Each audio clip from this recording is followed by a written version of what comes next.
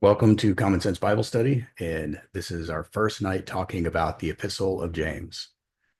And it's one of the smaller books of the entire Bible and even the New Testament. It is, the New Testament is divided up into several sections. You have the Gospels, which frequently the book of Acts is included in there. You have the Pauline epistles. Those are the letters written by Paul. And then you have what are called the general or Catholic epistles. And Catholic doesn't mean having anything to do with the Roman Catholic Church. It means the universal, and it essentially means the same as general. And these are the letters written by everyone else. So Peter, John, Jude, and James. And then finally, we have the book of Revelation or the Apocalypse, depending on who you ask. So we're focusing on James now because it seemed like a good, fairly short book, but one that was just long enough to have some sections that we could really dig into separately, pericopes. And we are doing this in order to put to use some of the lessons that we learned in the Common Sense Bible Studies Essentials course. So we're not really studying the book itself. I mean, we're not studying the text quite yet. We're going through the process of kind of the meta study of the book. We're learning things about the book instead of learning what the book says. So I know I created some charts and worksheets. I should have had those open already. Where's welcome, Scott. Hello.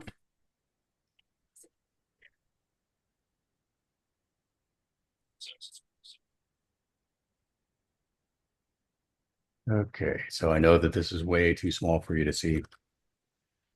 So zooming in.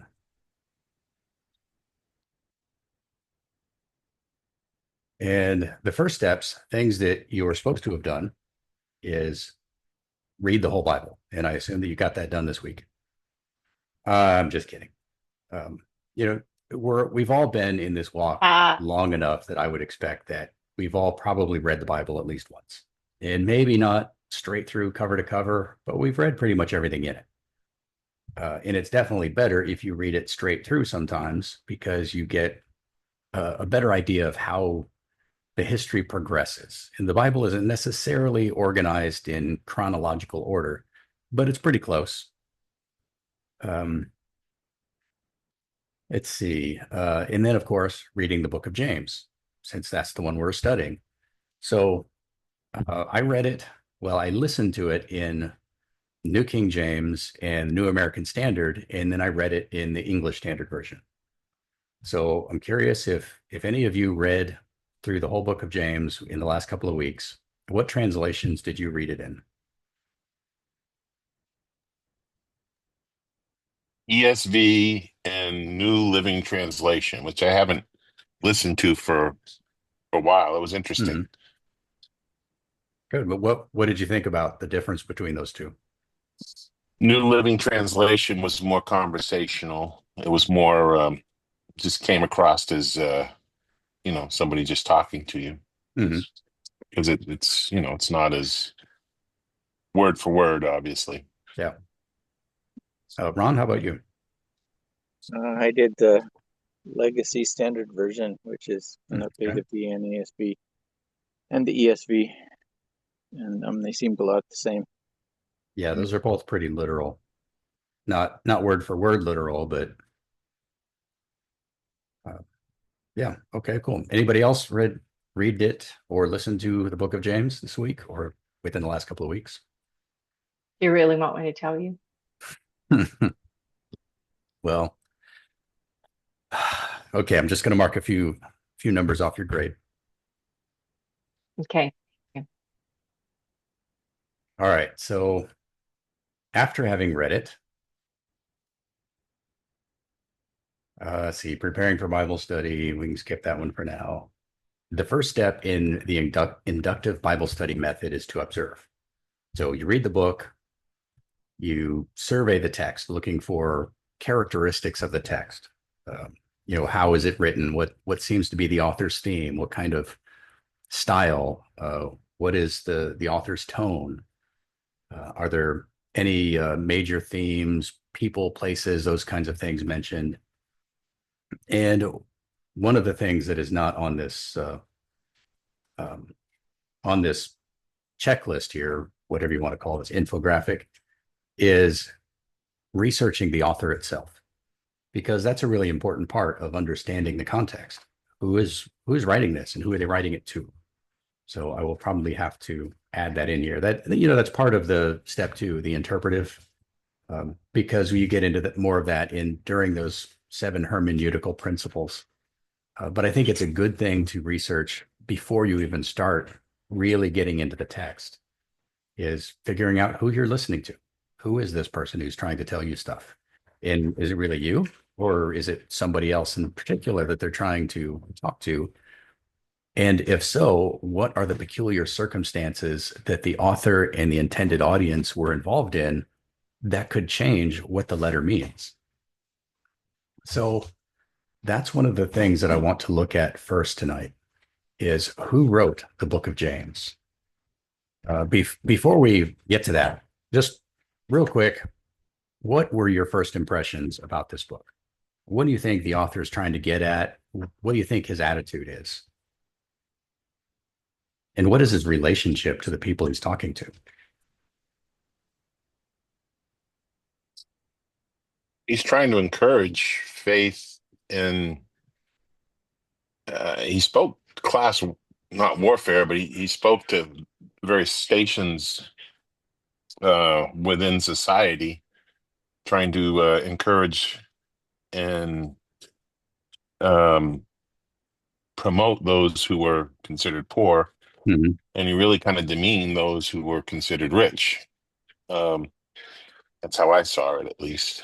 And it's a interesting read in that regard, because I don't aspire to be poor, but yeah, certainly there's an attitude that's involved in being quote unquote rich that he was addressing. Mm-hmm. Yeah, I'm not rich, I'm not poor, but I can see within certain contexts where James's words would come across as maybe a little bit offensive or irritating, in that, why are you focusing on these people? What about those people? Don't the poor have their own issues? I mean, look at all the terrible things that happened with communism in the 20th century. This was essentially class envy, with the poor people taking it out on the rich, and lots of really bad stuff happened. So it can go either way. But you just have to consider who is writing this and who is he writing it to, and their cultural circumstances at the time. And maybe there are some mitigating factors that explain why it seems kind of one-sided. Anybody else have some initial thoughts, impressions about the Epistle of James?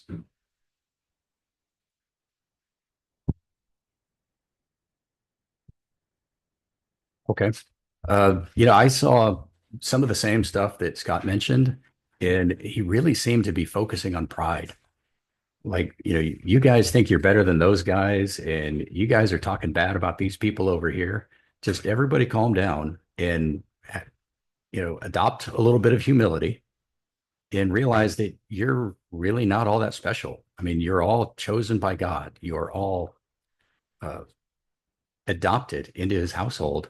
So you really have no grounds to be lording anything over anybody else, or to be talking down at anybody.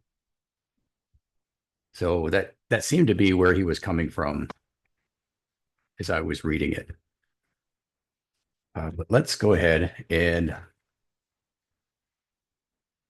let's talk about some of the who, what, when, where, and why, and then we'll get to the author. So we know that this was written by somebody named James.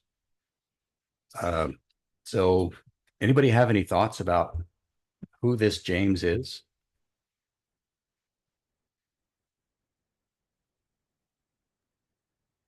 You can just speak up if you do.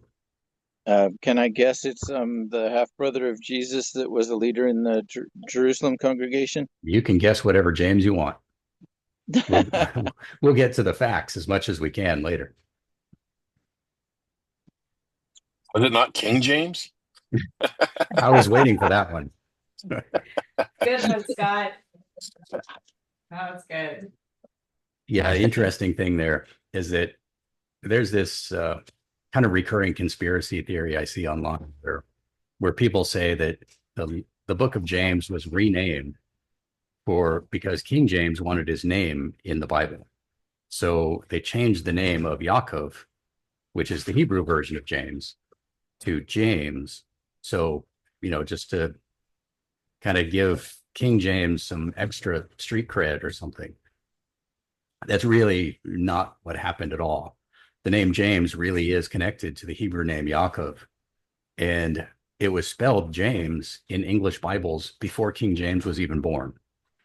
So there was the Bishop's Bible and other not so great translations into English before the King James, and they all used the name James for Jacob. Of course, it didn't have the little curly Q on the end of the J. It was just a capital I-A-M-E-S, but it was still pronounced James. Got to bring up the chat here because somebody sent a chat message. Yep, Joseph's agreeing with me. The name James, just like Jesus, it took a long, convoluted route through history to become James from Yaakov. And the first step was being transliterated, not translated, but transliterated from Hebrew into Greek. Well, Greek doesn't have the same letters, obviously. And so they respelled it the best they could with Greek letters and added a Greek grammatical ending on it. So it became Jacobus or Jacobus or something like that. I don't remember exactly. And then that was transliterated again into Latin characters, which was still pretty similar. But then these Spanish and French and, well, they weren't French then, Gaelic, different Celtic tribes, they started learning about Christ and, coming into the Christian church. And so they called him Yakimus. And over time, the B became the M, and then the K got dropped out, and now you've got Yamas. It's just a shortened slang version of Yaakov. And there was some sound shifts in the English language over time, and whether these were adopted from French when the Normans came over, or whether they were brought in from the Celtic languages that were indigenous to the British Isles, I'm not really sure. Either of those seems pretty plausible. But the initial consonant I sound, the Y at the beginning of a name, started being sounded like J. So instead of Jamus, you had Jamus. And eventually that sound got hardened. So now we have James instead of Yamas.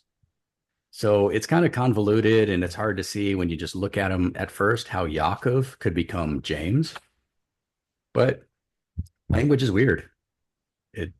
You add a few thousand years in 4 or 5 different languages and 3 alphabets, 4 really, because the Latin alphabet has really changed over time. You can get some really strange contortions of words over time. Anyways, that's the story of how Jacob became James. So we do have a few possibilities of who the author could be. We've got James the Just, brother of Yeshua, half brother of Yeshua, as Ron pointed out. James, the son of Zebedee, who is also the brother of John. James, son of Alphaeus, who is one of the 12 disciples, but doesn't really get a lot of mention in the New Testament. And there's another James who doesn't have an active role anywhere except in his relationship to his mother. He's called James the Younger, son of Mary. This isn't Mary, the mother of Yeshua. It's a different Mary. And she is known because her son is James. So her son is important. He's somebody that the gospel writers all expected to know. We just don't know anything about him. She's called Mary, the mother of James, in all 4 gospels. Why? I don't know. Nobody seems to know anything much about him. What is the letter of James? Well, it's an open letter. He didn't He didn't address it to any specific group of people. It's not like Paul's letters, well, where he addressed the letter to a specific congregation or the believers in a specific city. He addressed it to the 12 tribes in the dispersion. And there's some debate about whether that means he was writing to Jewish believers, all Jews, or whether he was writing to all believers, just considering them as part of Israel and using this 12 tribes in the dispersion as a generic term for all believers. There's a lot of disagreement about that, and we can talk more about what we think that is later. So the next question is, when was this book written? Well, there's some controversy here too. The most common assumption is that it was written sometime between AD 49 and AD 62. 49 is when the Jerusalem Council happened, and 62 is when James the Just died. I'm kind of giving away some of the plot there. Most scholars believe James the Just, the half-brother of Yeshua, wrote this. They're not all in agreement, but that's what most scholars believe. Well, I should say most Bible-believing scholars. Most non-Christian scholars will say that it's pseudepigraphal. Some other guy wrote it like 100 or 200 years later. The reason for that is that there are no quotes or references to the book of James until Origen, who I think wrote in the last half of the 2nd century and beginning of the 3rd. So there's 150 years between what would be the death of James and the first mention of his letter in any other historical writings that we have. So some people interpret that to mean that James could not have been written until the lifetime of Origen, who was the guy who mentioned him. That's not really true, because if Origen is going to quote from the book of James to other people, then he's expecting that they are already familiar with it. And they didn't have printing presses. They didn't have Amazon Prime where you could just, download a Kindle book. Things had to be written out by hand, and it was expensive. So it could take centuries for a small letter like this one to become well known. So the fact that Origen could write about James and quote the letter of James and expect other people to know who he's talking about means that this letter was already well known at the time that Origen wrote. Now, there are other quotes from other books much earlier than that. We have quotes from some of the Gospels and Revelation much earlier than we have quotes from the Epistle of James. So, that introduces a little doubt into people's minds.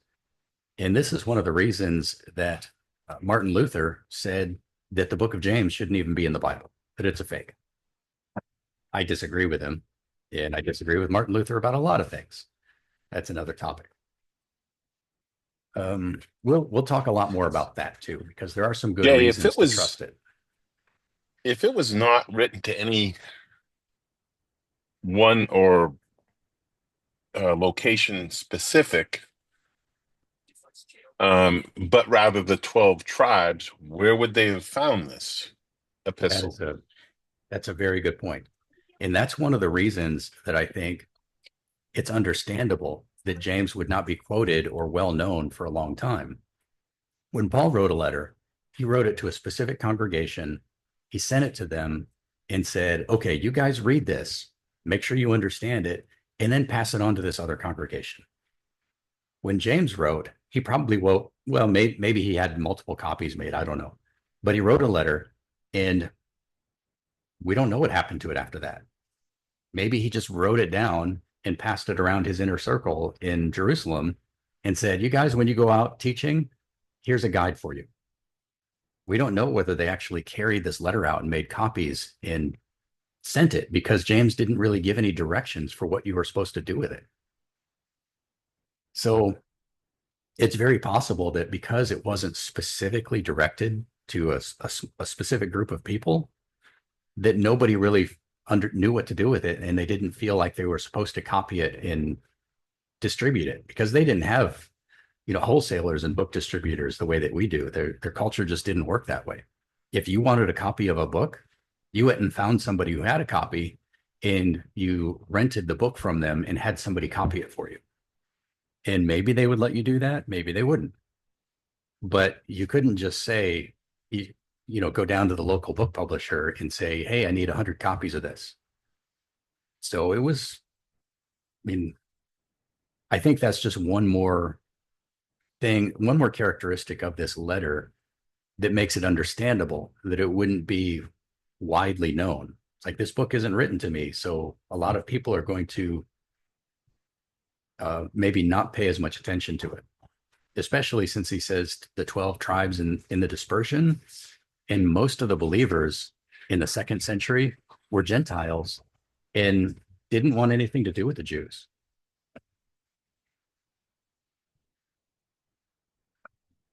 All right, let's move on to where. Where? Probably in Jerusalem. Nobody really knows for sure, but as far as we know, that's where all of these Jameses lived. None of them were going out on long missionary journeys that we know of until much later. Now, it's possible that James, son of Alphaeus, or James the Younger did do some missionary trips, but we don't have any real historical records of that. We don't really have any historical records of those two guys at all. So we're just assuming that it was written in Jerusalem because it was written by a Jew, addressed to the 12 tribes in dispersion, which, might make you think that the author is not in the dispersion. Doesn't necessarily mean that, but feels that way. But it's really an assumption. We don't know. If James the Just wrote it, the half-brother of Yeshua, then it was written from Jerusalem, because that's where he spent his whole life after Yeshua's resurrection. And the last question, why? And we talked about this a little bit already, but the book seems to have been written to address conflicts that were arising from all these new congregations springing up all over the empire. And one of the unique characteristics of the way, I hesitate to call it Christianity because it wasn't called Christianity when this letter was written. They were referring to themselves as the Way, or the sect of the Nazarenes, or something like that. One of the characteristics of their congregations is that they had a lot of people from different backgrounds coming together. In the synagogue, you would have some of that, but there was also some class distinctions. You'd have people with their own special seats. If you go into many churches, Catholic churches, Lutheran, things like that, a lot of old school churches, you'll find pews with people's names on them. And it's because those people contributed some money to the church. And so they put a pew there, and this is those people's reserved seat. And it's usually for a family. So there was a lot of that kind of thing going on. If you were poor, then you were probably relegated to the back, and people just accepted this. It's just the way that life was. If you were a pagan going to the pagan temples, same kind of thing. You would have been treated very differently if you were a wealthy patron than if you were a slave or essentially a serf. You just didn't have the same rights other people did. So, but in the congregations of the Way, everybody was supposed to be equal. And you had slaves and freedmen and Romans and Jews. And you had nobles and commoners all mixing together in a single congregation. And it was creating a kind of conflict that wasn't even a thing for most other people. So, and it seems to me that seems to be James's primary reason for writing, is to help people navigate these conflicts, and maybe not so much help them as tell them, here's what you're going to do. You people are screwing up, get it straight. Okay. Any questions about these 5 questions? The who, what, when, where, and why?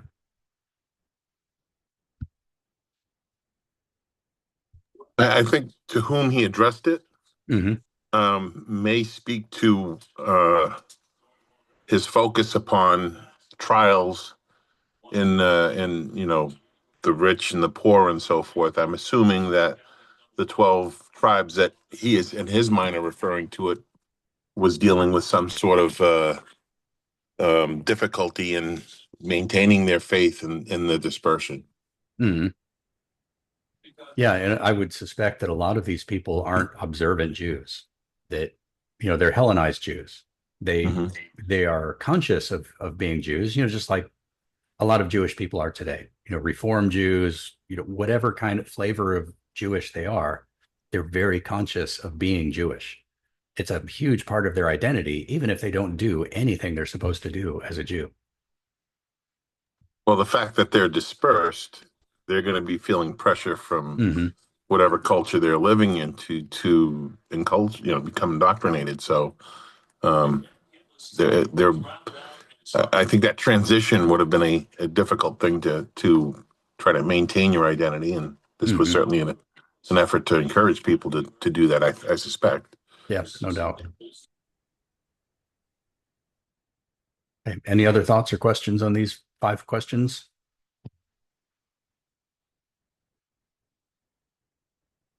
All right, we will have plenty of time to get into more detail on some of these later. But right now, let's see, what's my next slide? Okay, yeah, the next slide, we're going to focus on the 4 Jameses. There's actually a 5th James that I didn't mention, but I don't think anybody believes that he could have been the author of the Epistle of James. And one of the disciples' name was Judah or Yehuda. In most English translations, call him Judas. There were 2 Judases, 2 Jameses. They recycled names a lot. But this other Judah was called Judah, the son of James, or Judah, the son of Jacob. But he was that James, as far as we know, didn't really have anything to do with Yeshua or the way. He was just, this is how we know this James from that James. This one is James, the son of Zebedee. This one is James the younger. And this one is James, the son of, or this one is Judah, the son of James. So it wasn't a way to differentiate the Jameses. It was a way to differentiate the Judahs. Sorry, I got a little backwards there. So they had Judah, the son of James, and Judah Iscariot, the one we normally think of as Judas. But anyways, that's just an aside because, like I said, nobody really thinks that James wrote this letter. Okay, so let's take a little bit closer look at these 4 Jameses. James the younger, he was not one of the 12 disciples. And the only thing that we know about him is that he was the son of Mary. And he's not even the one that this text is talking about. It says Mary, the mother of James the younger, not James, the son of Mary. We know he had a couple of siblings, at least, Joseph and Salome. Now, these people wouldn't be mentioned in the scriptures if other people around didn't know who they were. Nobody would say, this is Mary, the mother of James, if the other person didn't know who James was. Now, sometimes it would go the other way around. You would introduce somebody as the son of and their father's name. And that was used like a last name. You didn't necessarily need to know anything about his father. You just know if you want to talk to this guy, you ask for James, the son of Zebedee, or James, the son of Alphaeus. But you wouldn't say, this is Zebedee, the father of James, unless the person you're talking to knew who James was. So even though this James the younger, he was not one of the 12 disciples, the 12 disciples all knew who he was. I would guess that he was probably one of the 72 disciples. So he's part of Yeshua's entourage. He's just not part of his inner circle. And I would say the same is probably true of Joseph and Salome, but they're not mentioned every time. Sometimes the text will say, this is Mary, Mary, the mother of Joseph. Sorry, Mary, the mother of James. Sometimes it says Mary, the mother of James, Joseph, and Salome. And then Salome is actually listed separately by herself after the crucifixion. When the women all go to the tomb, this is where Mary, the mother of James, comes up.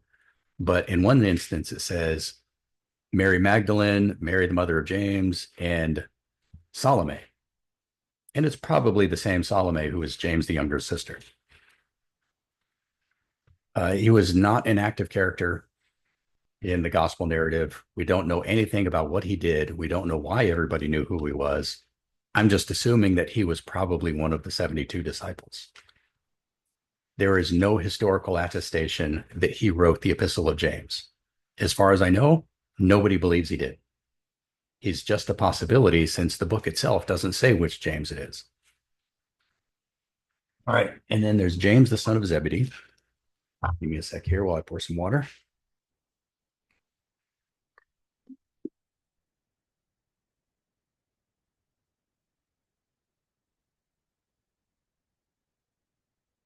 Does everybody remember who James, the son of Zebedee was? Or what other One of name the he might be sons of known by? thunder. Yeah, exactly. James and John, the sons of thunder. Zebedee was a fisherman, and James and John were his sons, and they were involved in the family business when Yeshua called them. And he was one of the 12. And in fact, he was one of Yeshua's inner circle. There were 3 disciples that were always there whenever Yeshua went and did something: James, John, and Peter. So before the crucifixion, and probably for a while after the crucifixion, these 3 were kind of the inner circle of the way. I mean, when Yeshua was there, obviously he was at the head. After Yeshua was gone, James, John, and Peter were the authorities. These were the people that everybody looked to. Except that he died around 44 AD, just over 10 years after Yeshua was crucified and resurrected. James, the son of Zebedee, was killed by the sword. Herod had him killed. And we read about this in Acts 12. And most people believe that the letter of James was written long after this. So it's unlikely that James, the son of Zebedee, wrote it. And there's no historical attestation that he did. As far as I know, there's not a single church father who believes that the Epistle of James was written by the son of Zebedee. Next, we have James, son of Alphaeus. And he was also one of the 12 disciples, but he gets almost no mention. He's not an active character in the gospel stories. The only place he's actually mentioned is in the list of disciples. Let's see, I've got a table here.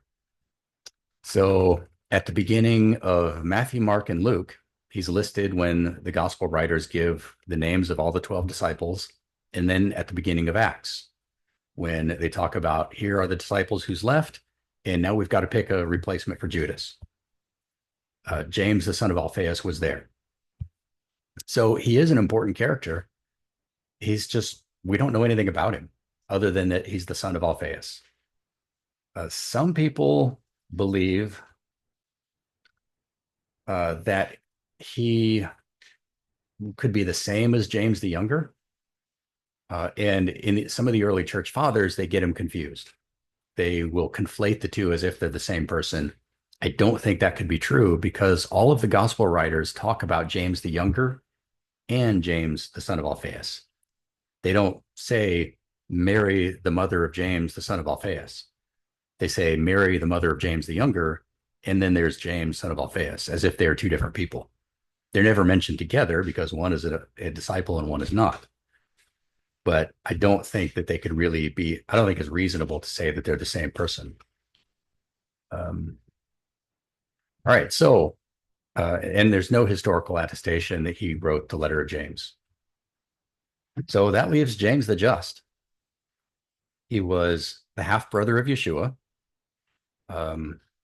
It's possible that he was a cousin or, a brother, or rather a son of Joseph, but not of Mary. And that's the Catholic explanation, that James was a son of Joseph from a previous wife who had died. There's nothing in scripture to support that. And he is called the brother of Yeshua in multiple places. Is there any historical evidence that Joseph was married or had a wife prior to Mary? There are a couple of early church fathers who speculate about it, who say that that he was a widower before he married Mary, and that he had other children. But this is hundreds of years after the fact. And the further you get from the actual events, the less I trust their testimony. When it comes to historical fact, I don't put a lot of credence in the words of the early church fathers because they had a tendency to build mythologies around the characters in the Bible. and especially Eusebius, who wrote a history of the church between like, I don't know, the birth of Yeshua up until about the mid 4th century.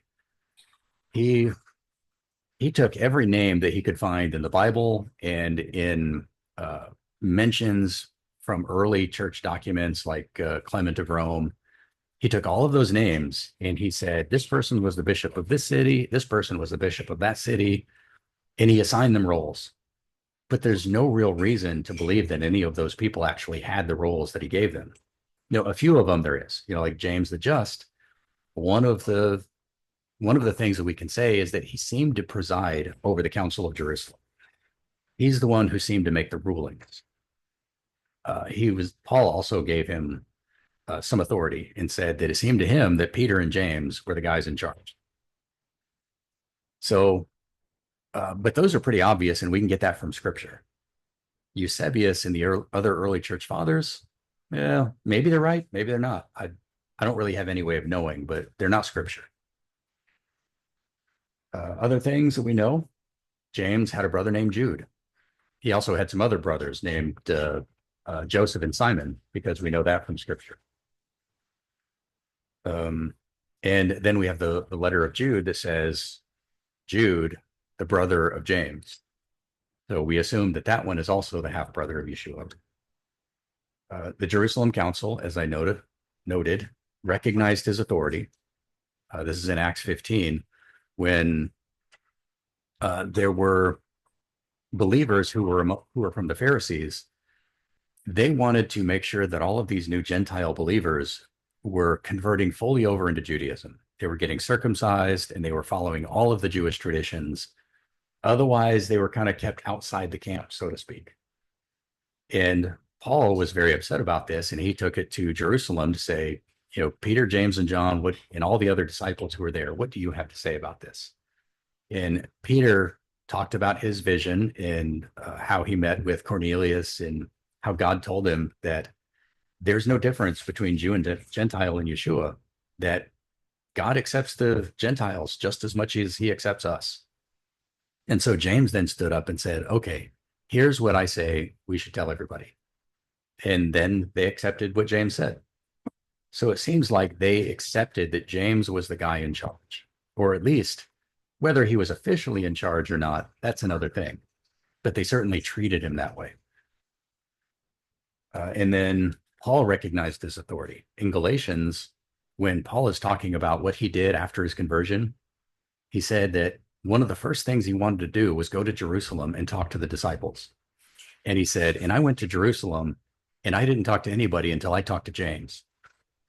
And then he said, it seemed to me that Peter and James had authority. And later in the same book, he's talking about how when he encountered Peter at Antioch, and Peter was treating the Gentiles with some disrespect. He was acting differently with them than he did with the Jews, but those Jews had come from James.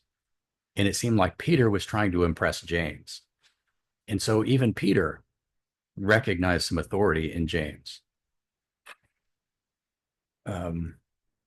And there is historical attestation, even though I said that I don't necessarily trust the word of the early church fathers, I don't disregard it either. What the early church fathers say about the history of the apostles has way more credibility than what anybody in the middle of the Middle Ages said. So if I'm trying to think of some characters like St. Thomas Aquinas, if he wrote some history about any of the apostles, I haven't read his work, so I don't know whether he did or not. Oh, let me let Kevin in here. So I don't know whether he did or not, but if he did, I don't think he has any grounds for saying so, because he's separated by 600-700 years from the actual events. Welcome, Kevin. So the closer you are to the events, obviously the more credibility you have. That changes a little bit in our modern context because we actually have access to more records than they did. The believers of the 2nd century, some of them, well, let's say the late 2nd century and on, they didn't have the early apostles. They didn't have access to whole libraries of documents. All they had was oral tradition. Some of them had copies of different letters or gospels, but most believers in the late second century and the third century and on, all they had was what somebody told them. But now we have access to documents that those people didn't even know existed. So we can get more accurate information today about who was who and what did they do and who did they know than people who lived only 100 years after them. So many historians writing today are more credible than historians writing in the 3rd or 4th century.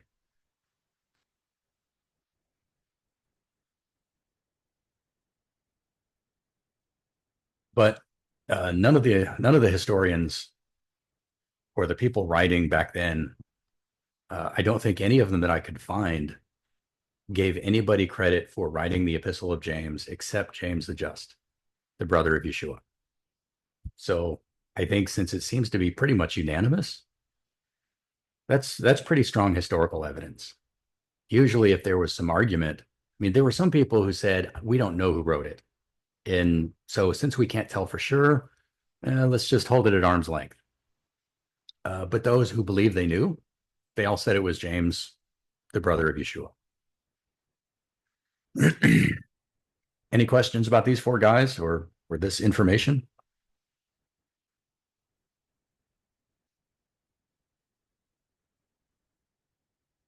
Okay.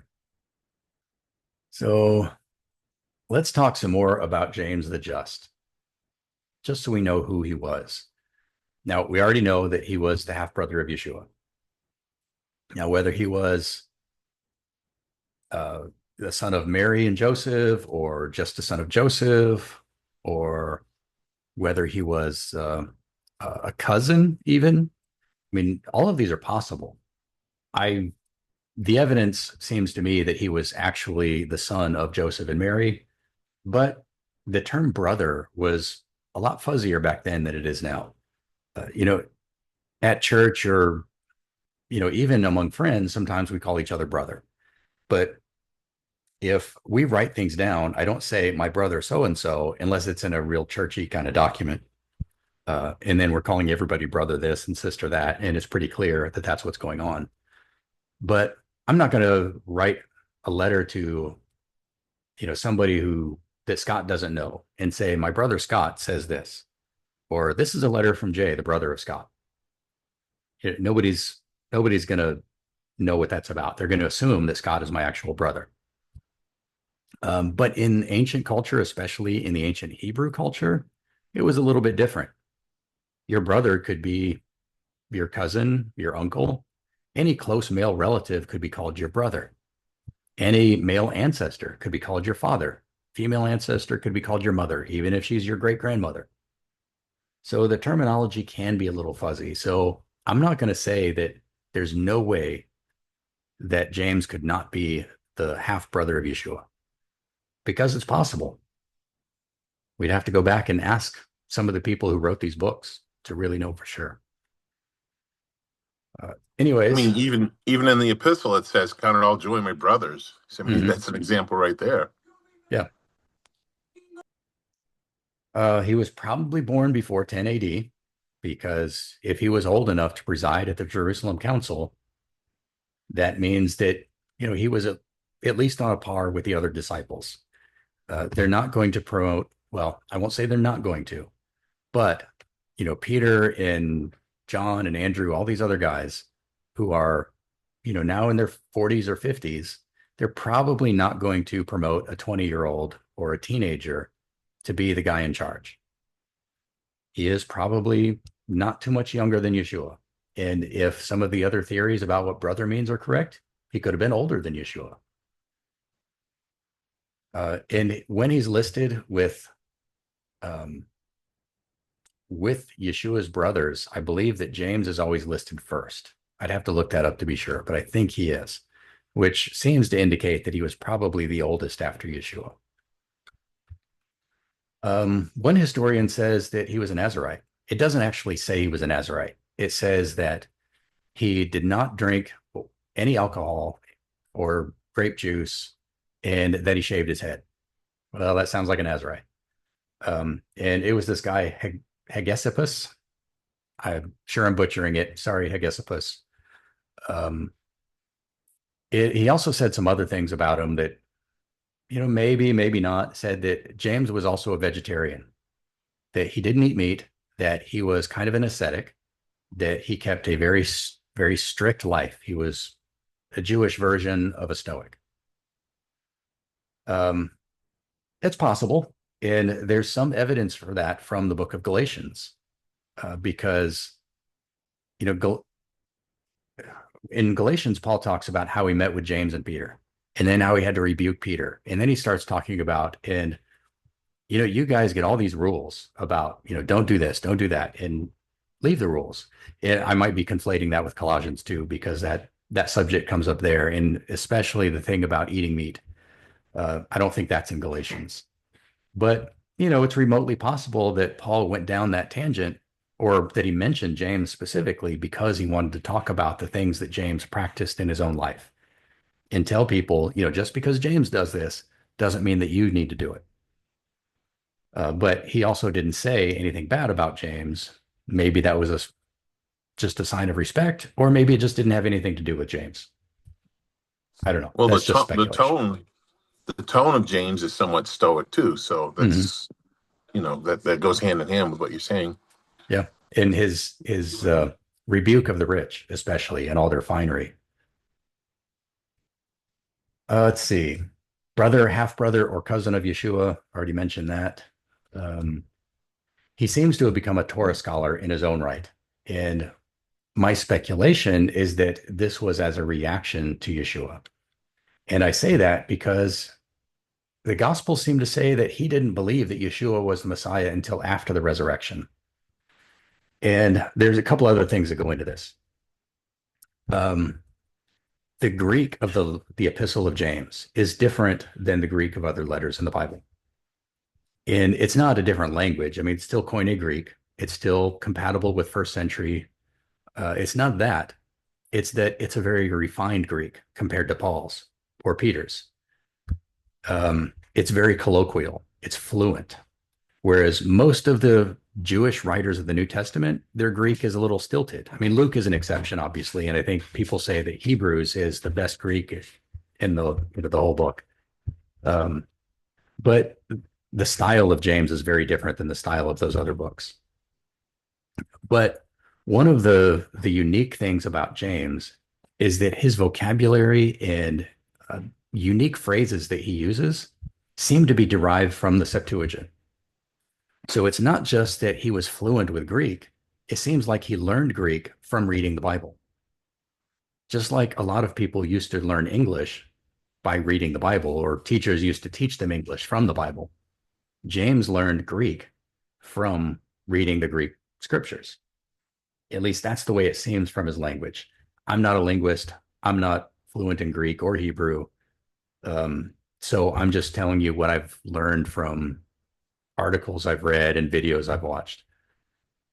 Get a little windy outside. We might be getting a storm here pretty soon.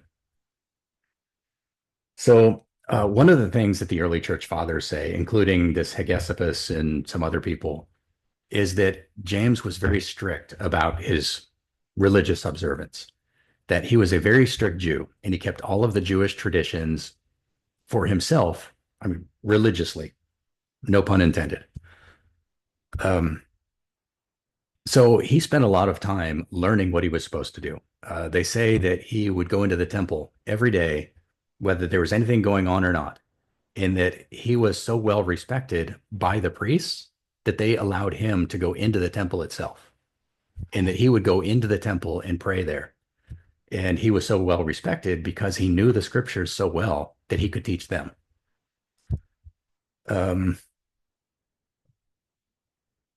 There were some other things about his language in the book that I'm trying to remember. Oh yeah, they say that it's not just that his language is fluent and colloquial in Greek, but that he uses occasionally turns of phrase that a Greek person would not use.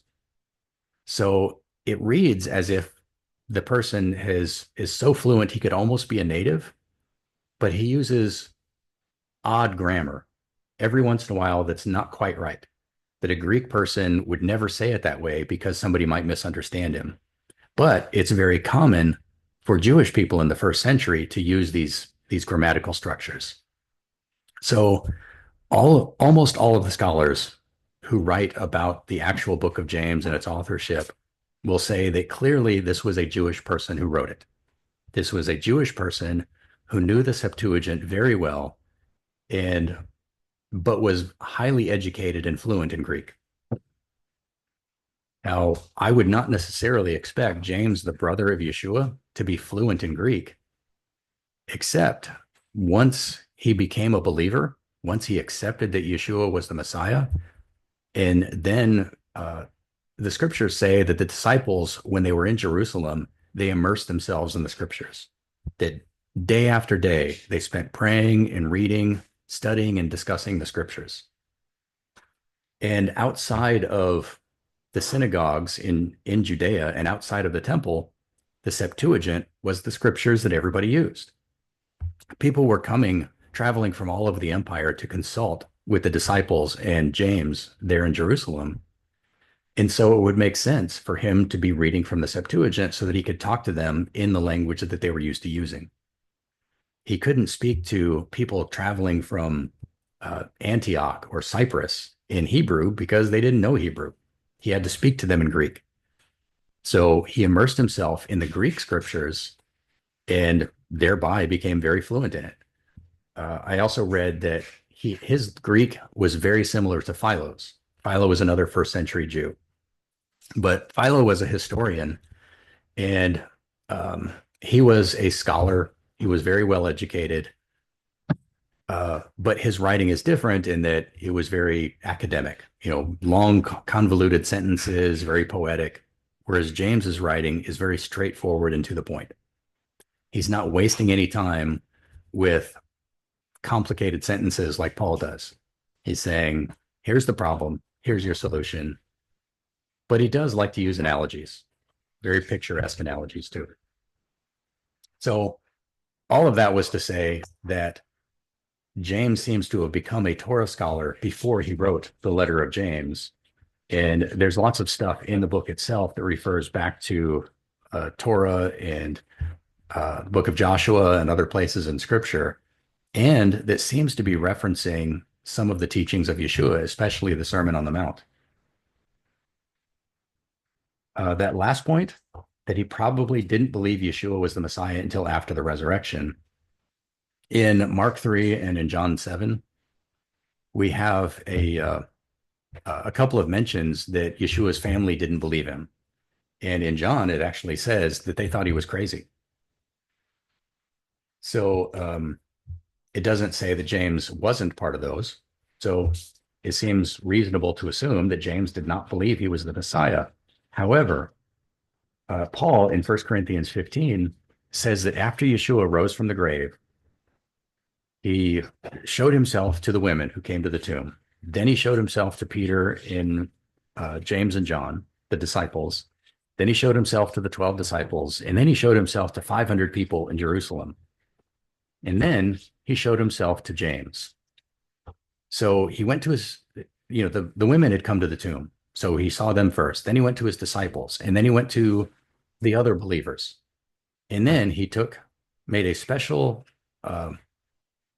point of visiting with his brother after he had rose from the dead. And whether that was a one-on-one conversation or, what exactly the context was, we don't know, because this mention in 1 Corinthians is the only mention we have of it. But it seems that Yeshua made a special point of saying, hey, James, I know you didn't believe in me before, but here I am. You saw the crucifixion. You know what happened. So now can we get all this straight? And then from that point on, James was a full-on total believer, and he became part of the inner circle and eventually essentially the de facto head of the way in Jerusalem. Okay. Any questions about his pre-conversion life before we move on to the post-conversion? we don't have nearly as much information about James as we do about Paul, for obvious reasons. Paul wrote a whole lot more than James, and half of the book of Acts is almost a biography of Paul. All right, but let's go on to the post-conversion. So, as I mentioned, James had become a leader of the way within 10 years of the resurrection.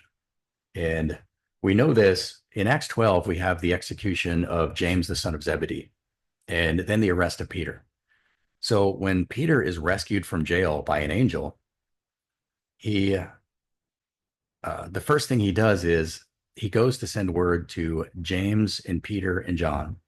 And he doesn't mean James. Well, yeah, it doesn't say Peter and John. He says, go tell James and the other disciples. So he put James, the brother of Yeshua, in that same category with the disciples, but he set them apart. He didn't say, go tell the disciples or go tell the apostles. He said, go tell James and the other disciples. Now, Peter knew that James, the son of Zebedee, had been executed because he was still walking free when that happened, and he was arrested afterwards. So this is clearly James the just that Peter is talking about.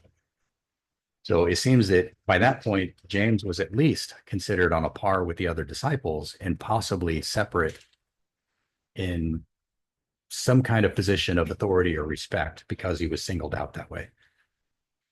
That's obviously a little bit of speculation because it doesn't say. By the Jerusalem Council, he seemed to be widely recognized as a spiritual authority. He and Peter were the ones who spoke, and James is the one who made the ruling about what they were going to do. And everybody accepted what James said.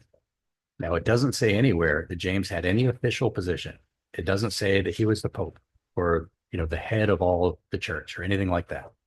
It's just everybody looked to him as the authority. And that happens in almost every group of people, that even if one person isn't officially in charge, people tend to look to somebody in the group as the leader for whatever reason, either because of the person's personality or their knowledge or history or something. And in this case, it's probably all of the above. James was a leader in his family. He was a leader of the way. He was the brother of Yeshua. He grew up with him. He knew him better than anybody, probably. Speculation again. And it seems that he was there for a lot of Yeshua's ministry. Even if he didn't believe him, his letter shows that he had a good understanding of the teachings of Yeshua. And maybe he learned that from the other apostles after the resurrection. But I suspect that he probably had a lot of conversations with Yeshua over the years and maybe actually followed him around for a while to learn from him. And then there's the point in Galatians where Paul says that Peter and James seem to be the ones in authority. So finally, we have his death. It's like, with Paul, we have this long story. He went here and he went there and he talked to this person and he did these things and these things happened. With James, we have these punctuations in his life. We have a moment during Yeshua's ministry where he doesn't believe in Yeshua. Then we have a moment after the crucifixion where Yeshua appears to him personally. And then we have a moment where Peter sends word to him, and a moment when the Jerusalem Council looks to him for a ruling. We don't have his life story. We just have to fill in the gaps. But then we've got this. This isn't scripture. We don't have this from anything in the Bible, but we have it from multiple sources, one of which is Josephus, which is interesting. Josephus was not a believer, but he was a priest and he was alive at the time that this happened. So he would know. Josephus said that the high priest at the time, Ananus, the son of Ananus, his father was also a high priest, he took James up to the pinnacle of the temple and wanted him to tell everybody, say, renounce this Yeshua character and tell these people that he was not the Messiah. And maybe they knew, since they knew who he was and that he did not recognize Yeshua until after the resurrection, maybe they would say, okay, this guy's got some good sense. Maybe we can get him to go back to his roots and say, no, this wasn't the Messiah. And so they took him up on top of the temple and said, tell everybody, shout it up here. He's not the Messiah. And he refused. He refused to recant. And instead, he gave his testimony, told everybody Yeshua is the Messiah from the top of the temple. And so priest got mad and threw him off. Unfortunately, the fall did not kill him. So then he ordered people to pick up stones and stone him to death. There's a couple of disagreements among some of the early church fathers about, did the stoning kill him or did then they beat him? The consensus seems to be that he was thrown from the top of the temple, survived the fall, and then was stoned to death. And the beating was a later invention. Yeah, all it says talk about adding insult to injury. So that's really all we know about him. He didn't do any missionary journeys. He might have done some traveling to visit a few congregations here and there, but mostly he stayed in Jerusalem and acted as the oracle of the way, so to speak. Everybody would journey to Jerusalem and consult Peter and James. It seems like Peter did more traveling than James did. And then he was martyred. And that's pretty much it. So any thoughts on that? Anybody have any questions or any observations of their own?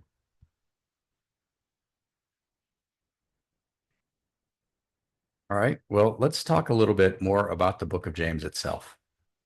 I know Scott and Ron, you gave me some of your thoughts. Kevin, did you have a chance to read through the book of James this week or last week?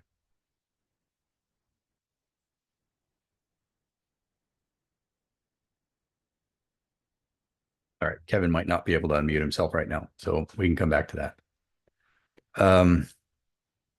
We had talked about how James seems to be, he kind of has almost a prejudice against the rich, or at least it seems that way. But I don't think that's necessarily the problem. I think it seems to me that the problem he's really addressing throughout his letter is pride. That and wealth is definitely going to be a greater source of pride than poverty. I mean, some people are proud of being poor. And it's possible that James might have been one of those people at times, or at least he's accused of being that with all of the stuff about his asceticism. People who will deliberately dress in rags, ashes and sackcloth, and go out on the street corner and wail and moan. They're proud of being miserable. They're showing off their misery. And I don't think that James was that kind of person. I don't get that impression. But he was focusing in on the reasons that people are proud. And one of those is their wealth. Wealth, position, their ability to use language. That's a source of pride for some people. And so he talks a lot about how you use your language. How do you speak to people? Are you sharp with your tongue? Or are you kind? He talks about obedience. Some people are proud of their declaration of faith. And James is saying, well, you show me your faith by your lack of works, and I'll show you my faith by my works. And it was really a put up or shut up kind of guy. It seems the whole letter just seems very matter of fact. And James is a common sense guy who sees problems and is setting people straight. Like it's a very relatable kind of book. Lots of very practical advice. And one of my own favorite things, bring my Bible over here on the screen so we can see it. All right. So in James chapter 1, you have the greeting, and then you have a passage about being steady in faith. Your life is hard, but you can endure. You can do it. You can get through it.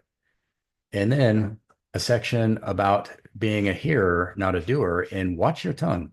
Be careful how you speak. Then you go a few chapters further on, you have another section about the tongue. Be careful how you speak, because it can wreck your life and it can ruin the people around you. And then he talks about being proud and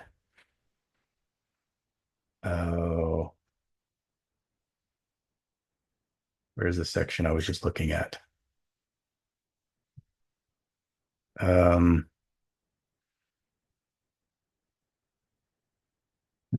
And I lost it.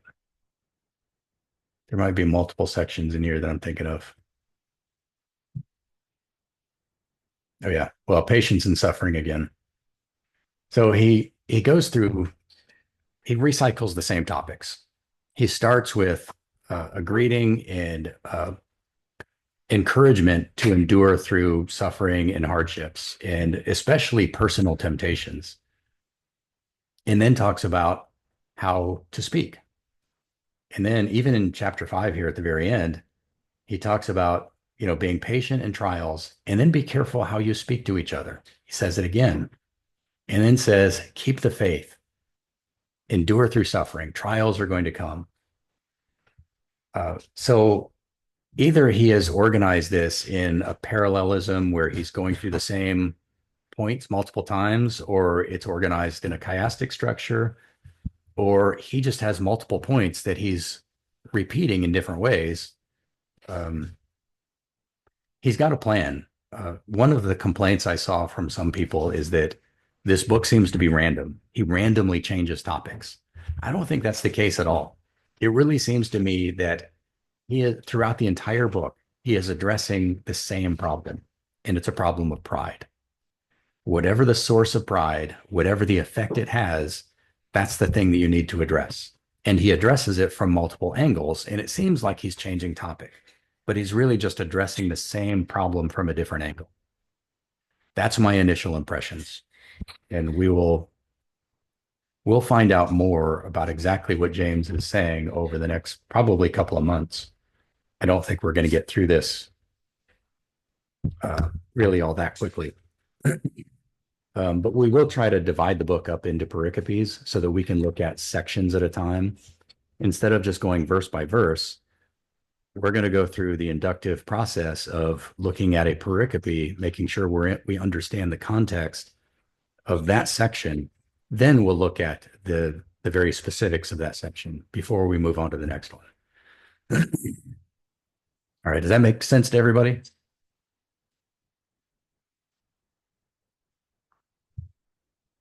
Anybody have any questions about James or any thoughts?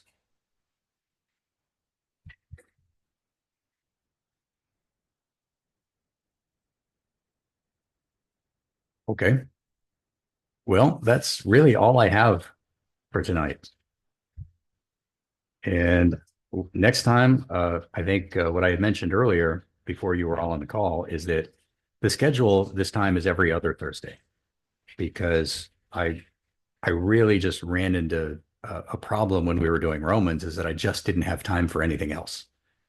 I spent all of my free time preparing for a Bible study and let a lot of other things that I shouldn't have fall to the wayside. So we're only doing this every other week because I've got other demands on my time that I need to take care of. I don't understand what you mean, Scott. Okay. Okay. So yeah, every other Thursday. Hopefully that we don't lose our momentum, but we did pretty good over the last couple of weeks. I think we didn't really lose anybody. June's not here tonight, so I'll have to check in on her, see how she's doing. Although I talked to Carlos yesterday, and he visited with her a little bit recently. She seemed to be doing okay. And okay, I guess that's it. Stop the recording.